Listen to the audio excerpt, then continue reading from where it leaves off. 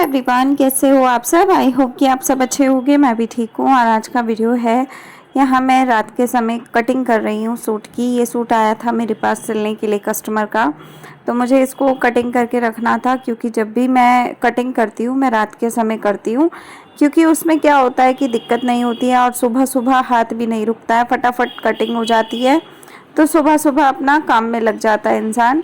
तो इसलिए मैं तो आप लोगों को भी यही कहूँगी कि अगर आप बुटीक चलाते हो या कपड़े सिलते हो या कुछ भी करते हो, तो हमेशा रात के समय कटिंग करके रख लो, तो उससे आसानी रहती है।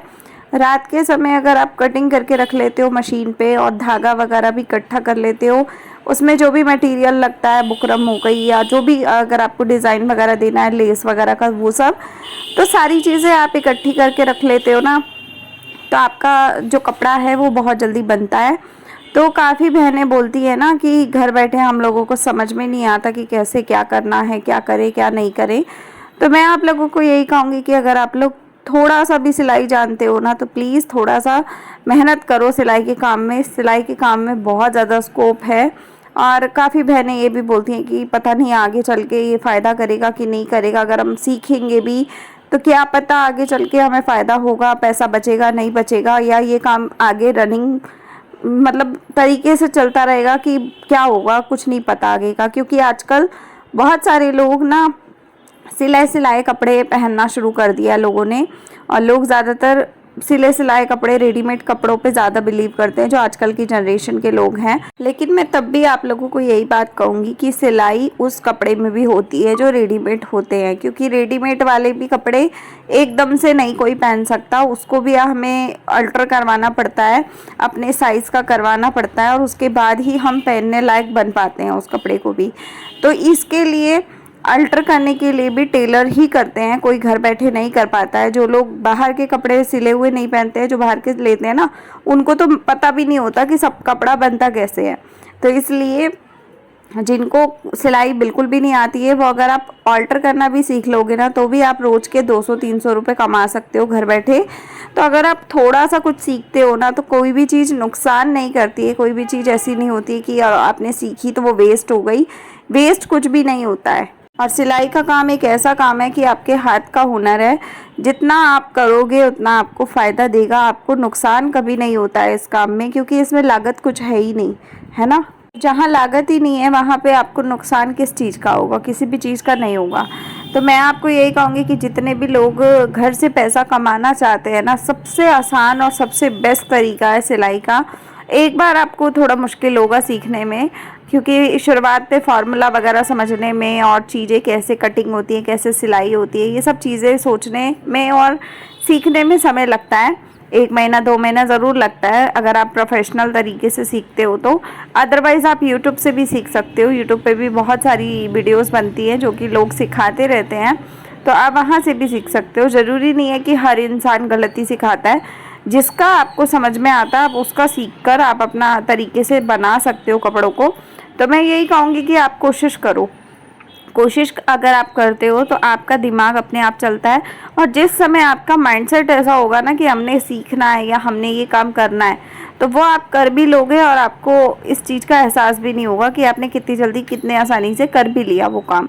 तो मैं आपको यही कहूँगी कि कोई भी काम छोटा बड़ा नहीं होता है। काफ़ी सारे लोग ना सिलाई के काम को बहुत छोटा समझते हैं, ये सोचते हैं कि 200-300 रुपये के लिए इतना मेहनत करना पड़ता है, ये होता है वो होता है। लेकिन सच बताऊँ तो ये 200-300 रुपये बिना लागत के आपके हैं, और आपका हाथ का हुनर है। आप अगर ये काम सीख लेते हो ना, आप जीवन में कभी भूखे नहीं मरोगे, ये बात की रियलिटी है। आप जहाँ भी चाहो वहीं आप मशीन रख के बैठ जाओगे ना, तो आपका तब भी 2 पैसे आप कमा के रोटी खा सकते हो अपनी मेहनत की।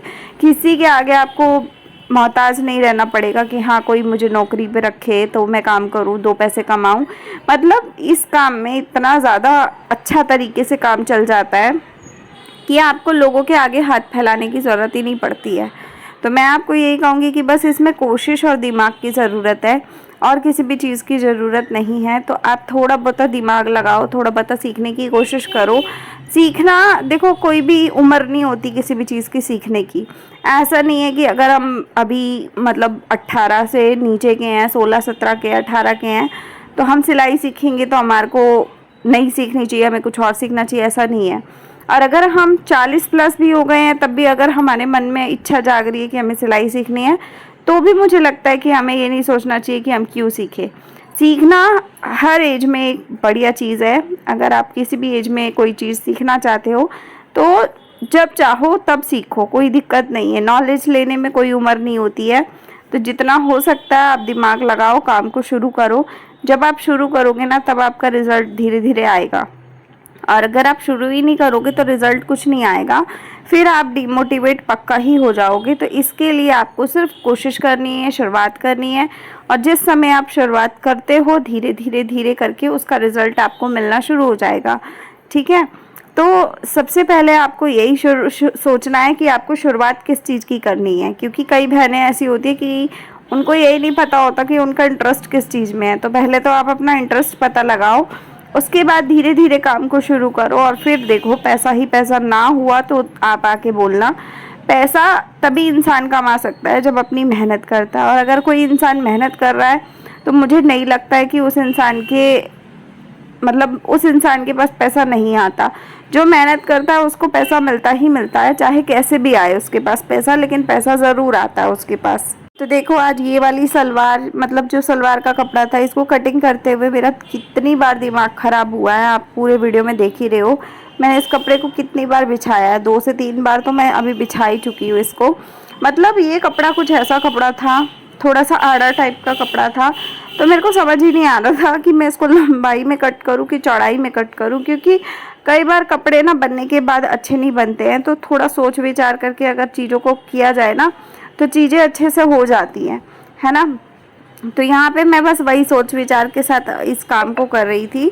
तो बस मैं अभी इसको काट लूँगी, देखना दिक्कत कुछ नहीं हो रही है, बस ये है कि मैं सोच रही हूँ कि मैं इसको किस तरीके से काटूँ जिससे कि फिनिशिंग के साथ ये बन जाए। और उस समय मैंने देखा नहीं था, ये कपड़ा आड़ा था थोड़ा सा, जिस समय किसी कस्टमर ने दिया है मुझे, तो उस समय मैंने ध्यान नहीं दिया। अगर मैं उस समय ध्यान दे देती तो शायद मैं ये वाला कपड़ा वापस भी कर सकती थी, है ना। तो इसलिए मैंने उस टाइम पे ध्यान नहीं दिया, लेकिन अभी देखा तो चलो जुगाड़ हो सकता था तो मैंने जुगाड़ कर दिया। लेकिन ज़्यादातर कपड़े मैं ऐसे वापस कर दिया करती हूँ, क्योंकि फिर कई बार ना दिमाग का दही बहुत ज़्यादा होता है, आड़े कपड़ों में बहुत ज़्यादा दिक्कत आती है कटिंग करते समय और स्टिचिंग करते समय। अब जब सिलाई होगी ना तब भी मुझे बहुत ध्यान से इसको सिलना पड़ेगा, क्योंकि ये कपड़े में ही गड़बड़ है ना। तो बस इस तरीके से मैंने इसको अभी तो कर लिया है फ़िलहाल में कटिंग, और मैं इसको सिलाई भी कर लूँगी धीरे धीरे। लेकिन यही है कि थोड़ा सा ध्यान से करना पड़ेगा, इसको सोच समझ के स्टेप लेना पड़ेगा इसमें। तो ऐसी चीज़ें भी कई बार हो जाती हैं बुटीक में, होम बुटीक अगर हम चलाते हैं तो। लेकिन इसमें भी अगर हम घबरा जाएंगे तो हमारे को भी सॉल्यूशन नहीं पता लगेगा। मैंने घबराया नहीं, मैंने बस 5 मिनट एक्स्ट्रा लगाए इसको सोचने में, फिर मैंने कटिंग इसको कर दिया। तो आज का वीडियो आपको कैसा लगा आप लोग ज़रूर बताइएगा। अगर आप चैनल पे नए हैं तो लाइक शेयर सब्सक्राइब ज़रूर कीजिएगा। और पैसा कमाना बहुत आसान है, अगर आप घर बैठे करना चाहती हैं कुछ तो आज से शुरुआत कर लीजिए। और मैं मिलती हूँ अगले वीडियो में, तब तक के लिए लाइक शेयर सब्सक्राइब कमेंट कीजिएगा। Bye, take care.